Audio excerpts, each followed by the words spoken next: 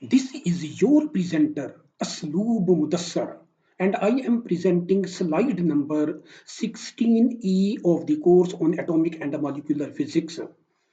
This is the fifth lecture of the series on X-ray spectra and is also the last lecture of the series on X-ray spectra. In the today's lecture, I shall be covering photoelectron spectroscopy.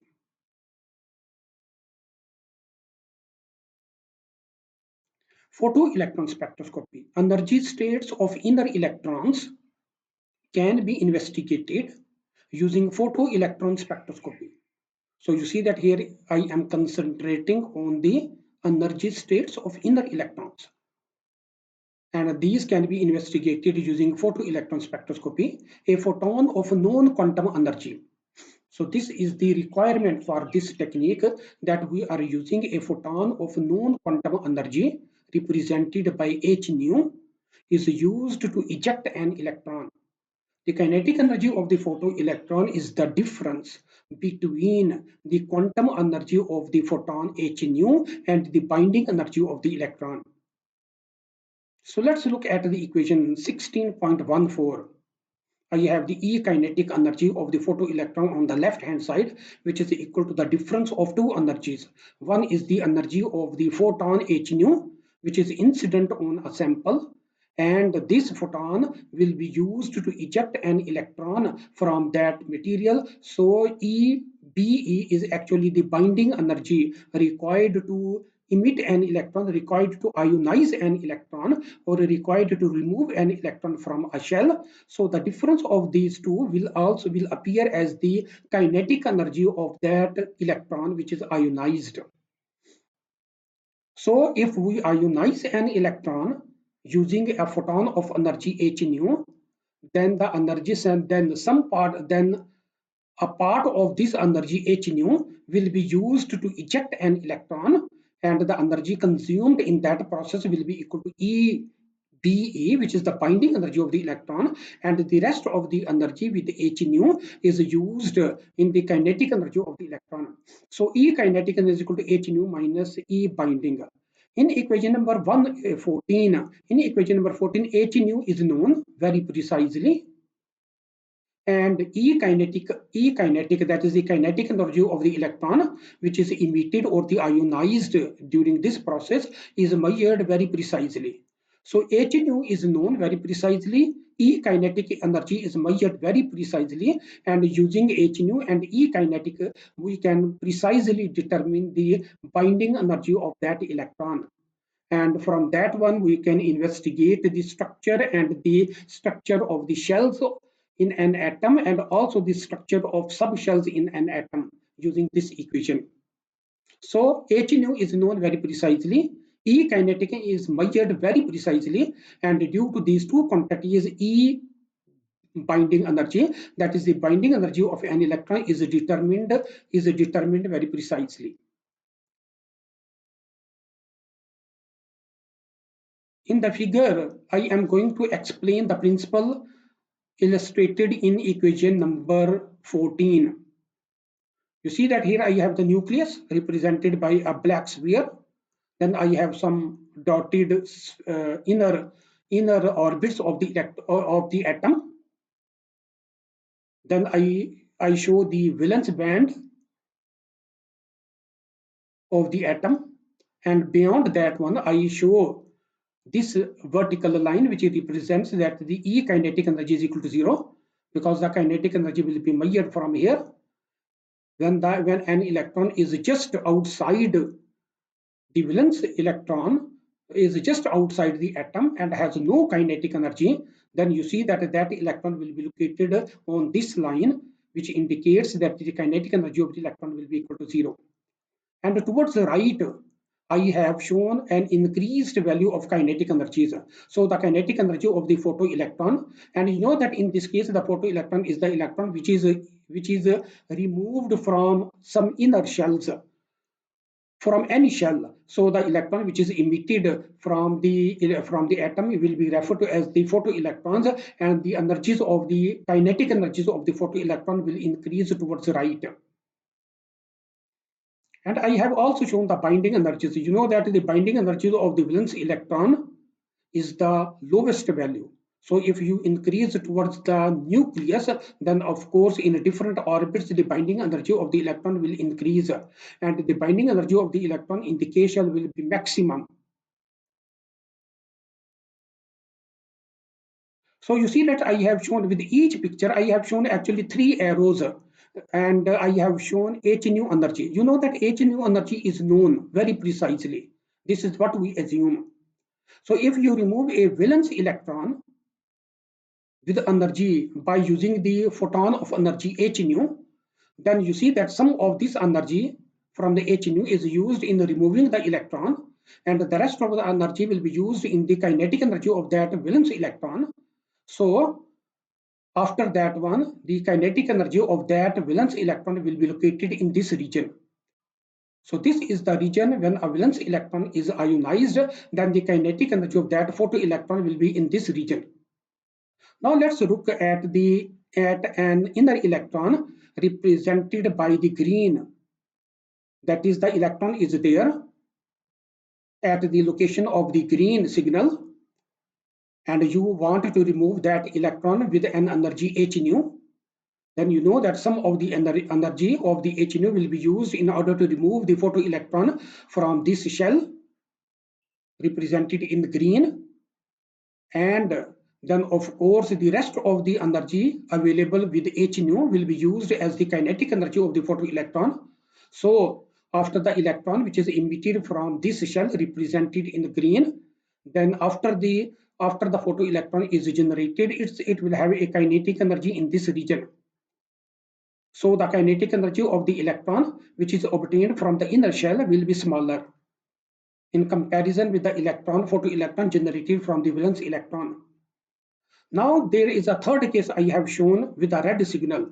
So red signal also indicates a photoelectron located in this shell. So so this is actually electron in this shell, not the photoelectron, because the photoelectron mean when the electron is ionized.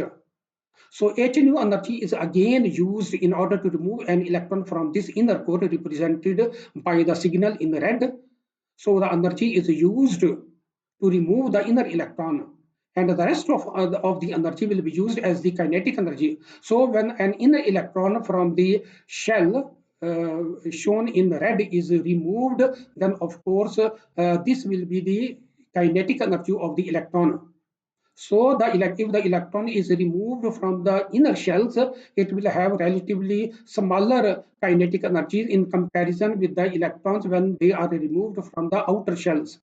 And this picture indicates that from different shells, that when the photoelectrons are removed, they will have different values of kinetic energies. And if we can measure these values of the kinetic energies, and knowing the value of the energy quanta h nu, we can precisely determine from which shell or from which subshell we have removed that photoelectron, and we can determine the binding energies of those photoelectrons, and in this way we can determine the structure of the atom, or the structure of the shells of the atoms, and also the structure of the subshells in an atom. So this diagram actually explains the principle behind this technique, which is the photoelectron measurement technique.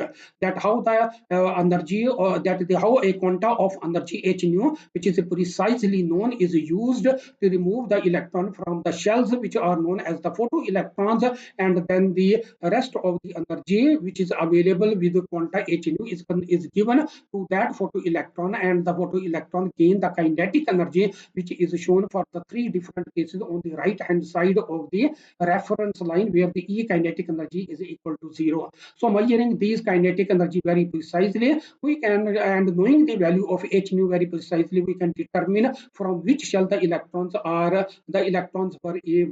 ionized, and the binding energy of those electrons can be determined very precisely. So this is the principle behind the measure of kinetic energy or in the photoelectron spectroscopy. The first figure explains the principle which I have shown above, while the second figure, which is given below, highlights measurement process. The X-ray absorption spectroscopy gives the energies of the absorption edges. You know that there is a difference of the X-ray spectroscopy, X-ray absorption spectroscopy. It is that the X-ray absorption spectroscopy gives only you to the energy of the absorption edges. And absorption edges mean where the electron from different shells are ionized, then an absorption edge is obtained. So X-ray absorption spectroscopy will give you only the energies relevant to the absorption edges. And from the previous lecture, we know that the absorption edges are actually the edges which correspond to the energy of the electrons when they are ionized. Whereas, okay,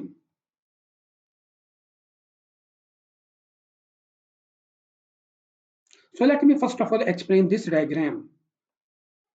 Actually, this is the diagram which gives you the photoelectron spectrum of the mercury vapor.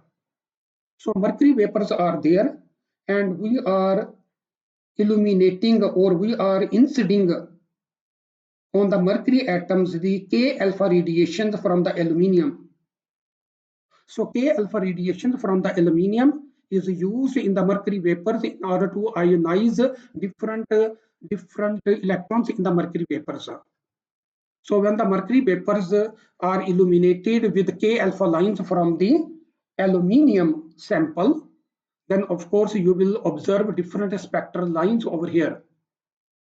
For example, in this particular case for the mercury vapors and using the aluminium and using the H and using the K alpha line from the aluminium, you will see that you observe only two series, that is the N series and the O series. So you can see that there are different peaks with the different count values. For the N series, that is for N1, N2, N3, N4, N5, N6, and N7. And also we obtain different values of the O series, which are not very well resolved because of the limitation of the spectral resolution. But even then you can see different peaks which we can understand that these correspond to O1 line, O2, O3, O4, and O5. Some lines are very close to each other that they merge together. For example, the line O4 and O5 merge together. We cannot resolve them because of the spectral limitation of the spectral resolution. And you know that the N4 and N6 and N7, these two spectra are also lying very close to each other, but their count values are different. For example, for the N6 line, the count rate is 3,830 count, whereas for the N7 line, the value is 5,080 counts. And you know that in this diagram, I have shown the counts on the vertical axis, and I have also shown the binding energies of the electrons on the horizontal axis, where the binding energies are increasing towards left, where the counts are increasing towards right. So count means that how many times these peaks are occurring, and what is the probability of occurrence of these peaks in terms of counts. For example, N1 peak occurs has a binding energy of about 800 kilo electron volt, and it has a count value approximately 100. And then of course the value of counts will increase for different peaks. When the counts values were increased for different peaks, it means that the intensities for the corresponding peaks is higher in comparison with the other peaks. That is, they are more probable under the given conditions that we are using the that we are using the mercury vapors, and that we are using the K alpha lines from the aluminium in order to excite or ionize the mercury vapors. And you know that when the mercury vapors are ionized, we obtain some edges corresponding to those ionized edges.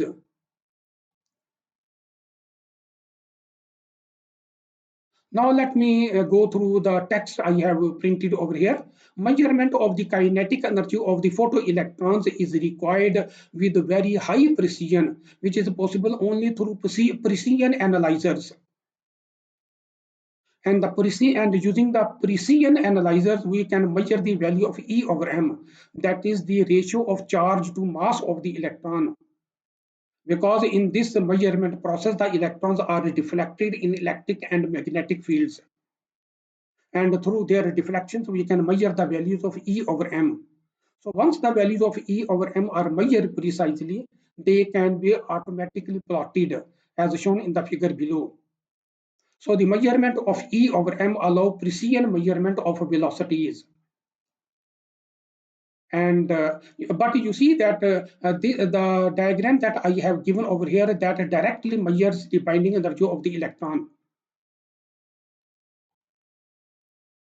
And the edges are, you know that the edges are recorded over here. And these are the edges which we call as the absorption edges. So absorption edges are obtained when we measure directly the binding energies of these signals. And you know that these binding energies correspond to, these are the edges of the absorption edges. These are referred to as the absorption edges, and these correspond to the ionization of the electrons, which we may refer to as the photoelectrons. So these are the peaks corresponding to the binding energies of the photoelectrons and giving you the photo edges.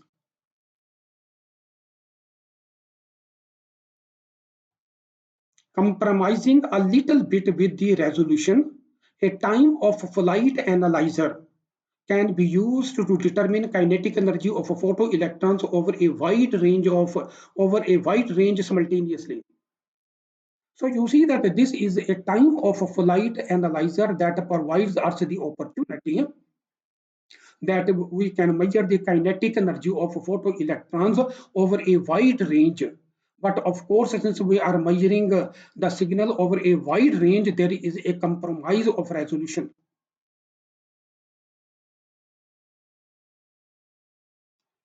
High resolution electron energy loss spectroscopy. This is a new technique. This is a relatively new technique. High resolution electron energy loss spectroscopy, referred to as the H-RELS. High resolution electron energy loss spectroscopy and the monochromated electron energy loss spectroscopy, referred to as the EELS, provide best resolutions in the range from 1 to 5 milli-electron volt for the H-RELS technique and from 5 to 30 milli-electron volt for the EELS respectively. And these ranges are determined by the values of these instruments. So high value H-RELS will give you values around 1 to 2 milli electron volt, whereas a relatively lower in energy, that is a lower in price instruments, will determine the values in the 4 to 5 milli electron volt range. Similarly, for the EELS case, but you can here compare that the resolution of the EELS is relatively much lower in comparison with the H-RELS.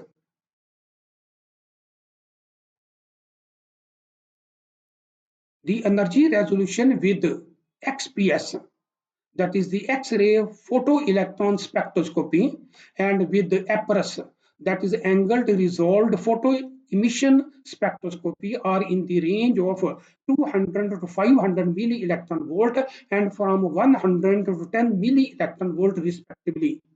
That is for the XPS, that is for the X-ray photoelectron spectroscopy. The range is 200 to 500 milli electron volt, whereas for the APRS, that is for the angled resolved photo emission spectroscopy, the range of measurement is from 1 to 10 milli electron volt. These ranges actually give you the resolution of these techniques.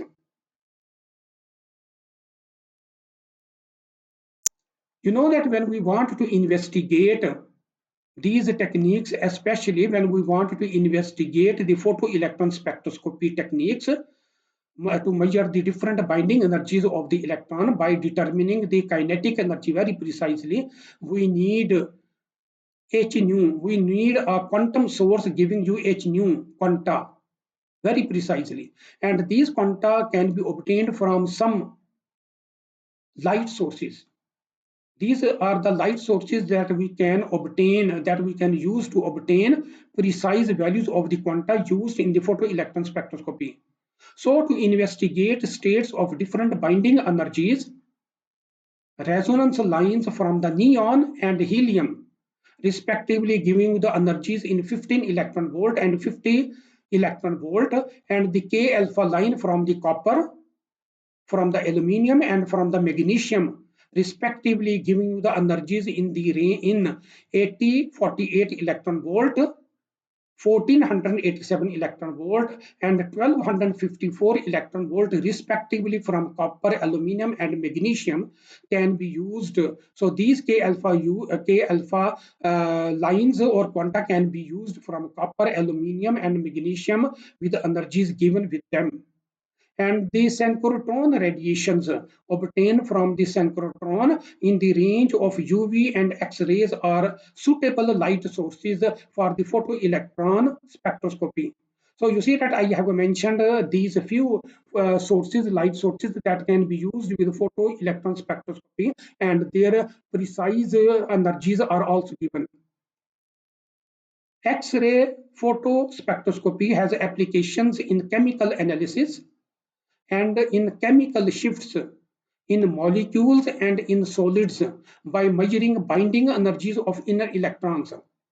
But you see that I am not going into the detail of chemical analysis and in the chemical shifts, how these chemical analysis and chemical shifts occur in molecules and in solids, and how can we use XPS to determine their characteristics. So this is beyond the scope of this course. So you see that in the 2 days lecture, which is the last lecture of the series on X-ray spectroscopy, on X-ray spectra, I have given the last lecture on photoelectron spectroscopy. And I have tried my best to explain the main ingredients of this technique. So this is the last lecture of the series on X-ray spectroscopy. And this is also the end of slide number 6 of 16E.